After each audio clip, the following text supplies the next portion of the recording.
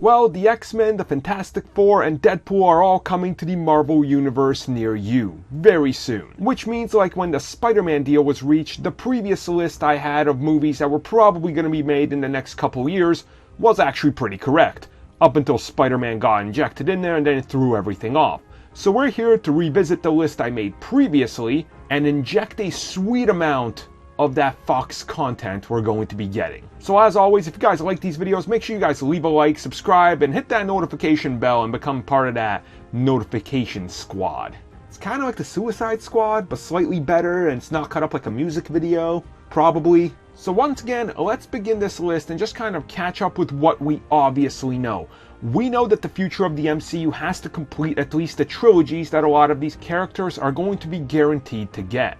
So we know for a fact that Spider-Man has a sequel. It's going to be the first movie coming at us after Avengers 4. So Spider-Man 2 is a guaranteed get, along with a Guardians of the Galaxy 3, which will follow closely after that. It's been stated numerous times and multiple times that this movie is in fact happening and James Gunn is hard at work on it. So then we also know that Doctor Strange is definitely going to be getting a sequel. So Doctor Strange 2 gets added to that list, with probably a guaranteed Doctor Strange 3 to wrap up a complete trilogy.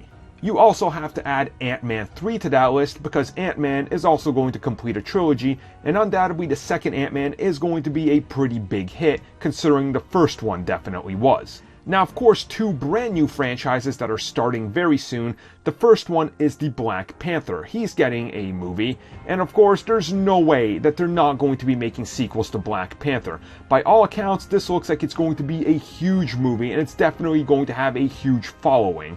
So Black Panther 2 and Black Panther 3 are definitely a guarantee at this point, unless something goes so wrong that the movie absolutely bombs, which is definitely not happening. And of course, next year, before Avengers Infinity War, we know for a fact we're getting Captain Marvel. So Captain Marvel, there is no way the character, just like Black Panther, isn't going to be big, and the likelihood of Carol getting her own trilogy is pretty much a guarantee at this point. So Captain Marvel 2 and Captain Marvel 3 are definitely a given.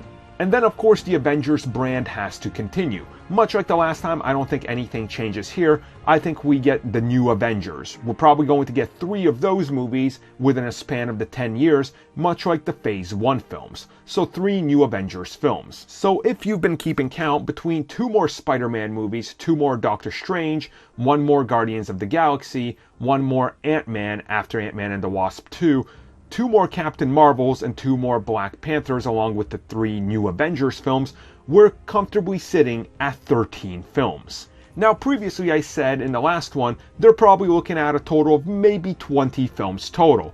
Right now, I'm going to completely revise that because Fox now can have their own separate thing. They can make their own separate movies that are all part of the MCU, all part of the same entity, and it's a completely different type of deal. So now we have to revise that. So instead of getting 20 films, we're getting 30. That's right, my prediction is there will be 30 films within the confines of the MCU in the next 13 years. So by looking at it like that, we can have about 2 to 3 movies per year. So pretty much keeping it going exactly how it's been going, but I wouldn't put it past them to actually put out 4 movies a year, even boosting this. So I'm willing to comfortably say we could probably get 30 movies by the Phase 4 through 6 are over, from 2020 to 2030. So what exactly could these films be? Well, let's look at it logistically. Black Widow at this point, I think now has to get eliminated. I don't think Black Widow can now compete with the likes of many of the characters that are now within hand's grasp of Marvel Studios.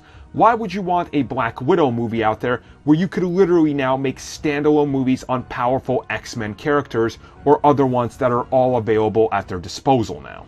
So for that reason, I'm saying you go with the A-Force still. Although this time you can definitely use A-Force, but you have the added power of the X-Women, which of course can all become a part of the continuity, and it's going to be great, along with the added benefit of using someone like Sue Storm and various other characters from the X-Men, like maybe Storm, Jean Grey. This would be a powerhouse film to rival some of the biggest films in the MCU. Once you have that, you have to keep Marvel's whole space thing and cosmic side going. You of course still do Nova, and you do Adam Warlock and Infinity Watch. You're going to stick with all of those films, don't eliminate them, don't do anything with them. The difference is this time, I think you're eliminating Sentry, which had some movement forward. You're definitely adding Namor. Namor now is closer than ever. Some parts of Namor were hung up over with Fox, and now that they have acquired all of them, such as the fact that he's a mutant and everything, they can straight up play into this. There is nothing holding Namor back anymore, and I think this character has to happen. So Namor is a given. Previously, I had Miracle Man on there, but that's because they would kind of have to do Miracle Man just due to the virtue of how many characters were kind of not at their disposal. Now, they can still do it, but why would you when you can now focus on the X-Men? So the X-Men are going to get their own trilogy. I already made a video on how to reboot them. I still stick with that. That's of course going to be up there in a little exclamation mark. You guys can go watch that if you want. X-Men are a surefire brand. This is huge. It's going to be a huge brand. This isn't going anywhere. This is getting a film series and probably a couple TV series to go hand in hand with it. The big thing about the X-Men is the fact that this is a franchise-making machine. And I mean that because you don't necessarily need to just put everybody in the X-Men. They can hold their own. The Wolverine is going to get a trilogy. Wolverine is a character that doesn't need to be part of the X-Men. The X-Men can stand on their own until an inevitable crossover. So you make that crossover, them meeting each other, a giant event. So Wolverine gets also his own standalone series that gets going with one movie. So now you have X-Men and you have Wolverine going at the same time. It's time to get back to a hybrid of the cosmic and the Earth side of things. Doctor Doom standalone film is a definitive way to go. There is no way about this. There is no arguing this. If you're arguing against this, you clearly don't understand Doctor Doom. You don't understand what a great character he is. And you might not even just understand a Fantastic Four. Doctor Doom is without a doubt one of the most compelling and greatest characters in Marvel Comics. He has gone on to influence so many things in pop culture, you might not even be aware of this. Doctor Doom directly influenced Darth Vader. You can feel Doctor Doom's character in so many different things that you're not even aware of. It's really astonishing. This character has all the makings of the best standalone villain you will ever see. His tragic story, the downfall, the jealousy, the way he wants to save his mother but can't, and why he falls to evil, the way he runs his country and why he runs it like that. It is literally a movie that could speak to so much about the world, and he's a quote-unquote villain. It would literally be perfect. And of course, once you have this Doctor Doom movie, the natural next step is the Fantastic Four. The Fantastic Four guaranteed trilogy, no and if, nothing. I don't want to hear it. These guys get a trilogy. It's going to be great. It's Marvel Studios. They're going to treat it with respect. This is going to be a franchise builder, much like the X-Men and much like Spider-Man.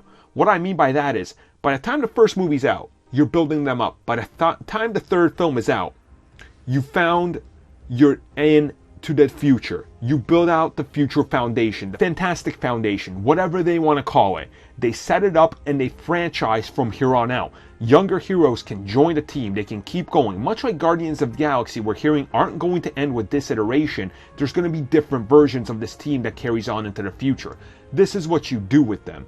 And of course, the super cosmic side of things, Silver Surfer and Galactus need a guaranteed movie. Silver Surfer can hold his own as good as Doctor Doom, and it's all there. The heart of the character, the reason he gives up his life, the reason he becomes a herald, it's some compelling stuff in there. So you use this character. You fully go in with it. You don't hold back. You take this character and you just use it. You know, it's all there. That's what you do with it. And you finally make him this reluctant villain who doesn't want to be. When he meets the Fantastic Four finally in the second or third movie, or in the new Avengers where they all have to team up, he can finally turn against his master. It's a perfect redemption story and a trilogy arc you base around these characters. And last up, let's talk about Deadpool. Deadpool stays exactly where he is. You finish a trilogy. That's what you do. And then you multiverse him into the continuity and you keep going with that. That's as simple as that. We don't want a reboot. We don't want anything else. We just want him to cross over when the time is needed. Maybe Doctor Strange pulls him in. I don't know. You think of it. You're better than me doing this on a whim, just speaking into a microphone. So there you go, guys. The next 13 years of Marvel. Probably 3 to 4 movies a year. Well, I'm hyped.